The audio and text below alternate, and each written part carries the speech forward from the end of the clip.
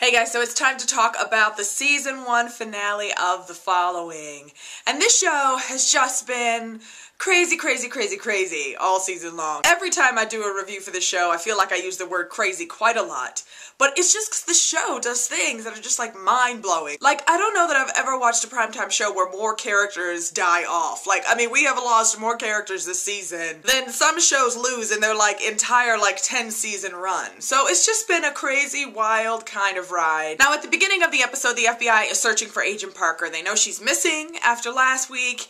Eventually, she calls them, because she still has her cell phone, to tell them, hey, I'm buried alive. And you get that she's freaked out, because boy, wouldn't we all be. Now, they're trying to do their best to find her, but she could really be buried anywhere, and they kind of know that. And, like, you get, like, when they're having this phone conversation with her, and they're trying to tell her, we're gonna find you, Deborah, hang in there, you know, save your breath. They're trying to, like, encourage her, but, like, Ryan is giving Mike that look, like, we ain't gonna find her. So things do not look good for Agent Parker. Now, eventually, they find one of the followers who buried her, and of course he's not giving up the information, so Ryan and Mike put him in the car and they take him someplace to this like abandoned warehouse, and they basically beat the crap out of him, man. Like, Ryan digs his eye out. I mean, it was just like intense, like they were gonna like get it out of him. And so he eventually gives up where she's at, but it's really too late, you know, like by the time they race to get to her, unbury her, she's already dead. So that was really kind of sad. Like, I wasn't expecting her to die. It was really sad too, because in the car on the way there, she calls Mike and Ryan, and they're like, we're on our way, we know where you're at.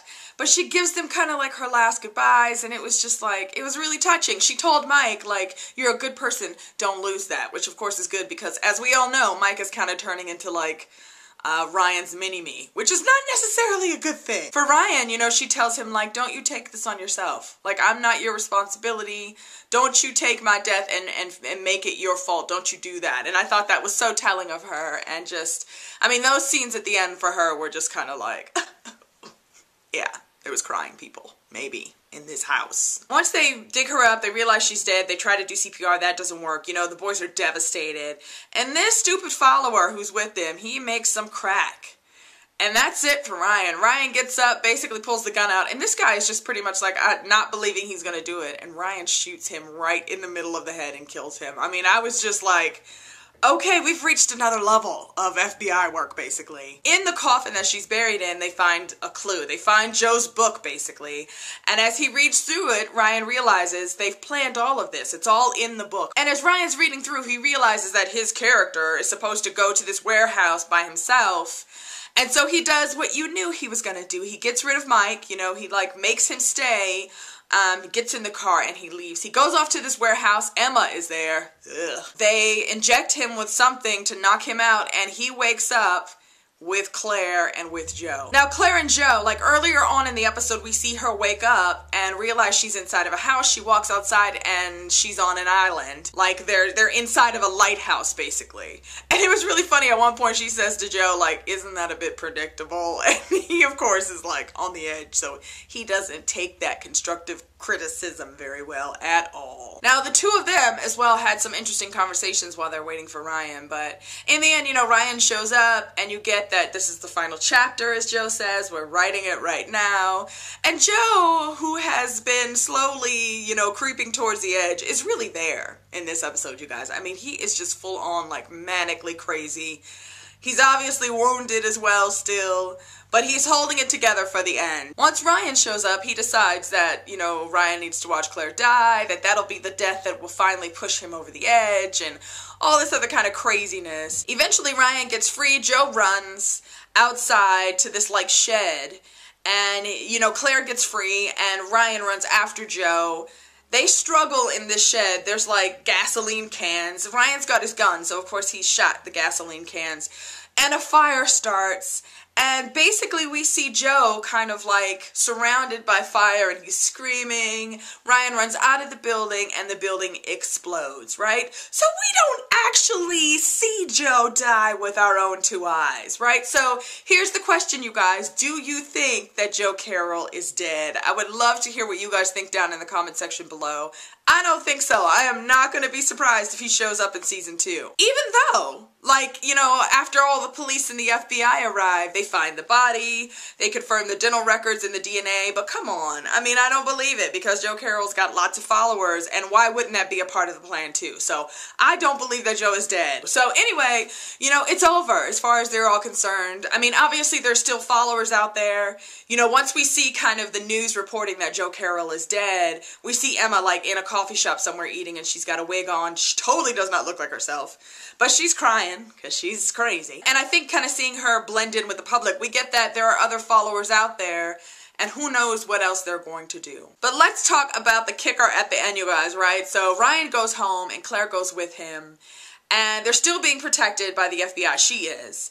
And the two of them, like, you get that, you know, they're, I don't know, like, they kissed, and there was just this moment where you get that, okay, maybe they're going to be able to make it, the two of them, you know. They order some dinner, right? The FBI guy brings it upstairs. It's like Chinese food or something. Claire goes to the bathroom. Ryan grabs a knife to, like, break open the package. Somebody knocks on the door. He puts the knife down, goes through the door, and there's no one there. Now, the whole time, I'm thinking to myself, Molly. Like, I know that Molly is still out there. Oh my gosh, what is she gonna do? And sure enough, you know, he closes the door, goes back to the table to finish making the food, and the knife is gone. Because somehow Molly has already figured out a way to get in and out of his apartment, obviously. And so this biatch, man, she jumps out of nowhere. She stabs him in the abdomen. He falls to the floor like stab wound, you know. And then Claire walks out of the bathroom, and Molly sneaks up behind her and stabs her in the back as well. And that's the end. That's the last thing we see. I was so angry when the screen faded and it said the following. I was like, no, like, how do you end? I can't stand that cliffhangers at a season finale. And that one was a doozy because obviously the big question is going to be, did they survive? I mean, like, we get that Ryan's probably going to survive, but that doesn't necessarily mean that Claire's going to. And I'm going to be mad if Claire's dead. I'm really, really going to be mad. So yeah, that was season 1 of The Following, you guys. It was a good season. Crazy. I'm telling you, this show was. So let's talk about some of the stuff that I loved and hated this season about The Following. You know, like, I loved all the twists and the turns, and there was lots of that, you guys, this season. Lots of surprises and lots of things that happened that I was seriously just like, I can't believe that just happened. And I love that. I love being surprised by TV shows that I watch. I didn't love so much the FBI in this show. I think they are probably my biggest pet peeve. They were like the worst. Like, if the real FBI is as bad as the FBI in The Following, we got a problem in America. They were horrible. I mean, like, week after week, they would make stupid mistakes, or they would do things that would just be like, why would they do that? I mean, so that to me, like, needs to get fixed. Maybe once here or there, you know, the FBI screws up, I could get that, but for it to happen as often as it did in this show was just a bit much. Also, let's talk about Ryan, like, his character and the whole kind of, like, cursed past and all that stuff. It's like, I get that, and I get why it makes him who he is, but at the same time, it's getting old. Like his whole, I can't let anybody in because you're gonna die if you're near me type of thing. It's just like, I need him to get some therapy and get better. I also need him to learn Kung Fu or something. I don't know if that can happen, so that would be awesome. I'm also really enjoying some of the other character development, like Mike, you guys. Remember him in episode 1? He was like the baby-faced FBI agent. And then in this episode, I mean, he still got the scars from when the cult, like, captured him and beat him to death nearly.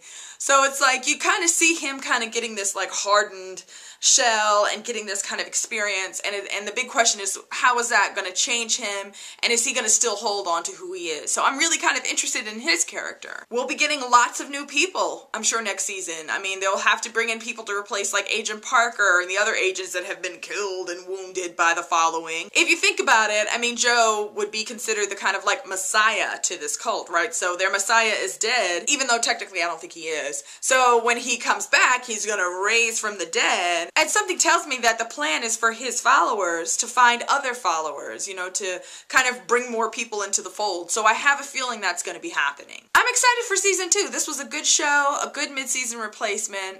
One that scared me and freaked the heck out of me week after week. So there you go, you guys. If you want to check out the other reviews that I've done for The Following this season, I will go ahead and put the link up on the screen here. Don't forget to subscribe, you guys, and I will see you again soon. Bye.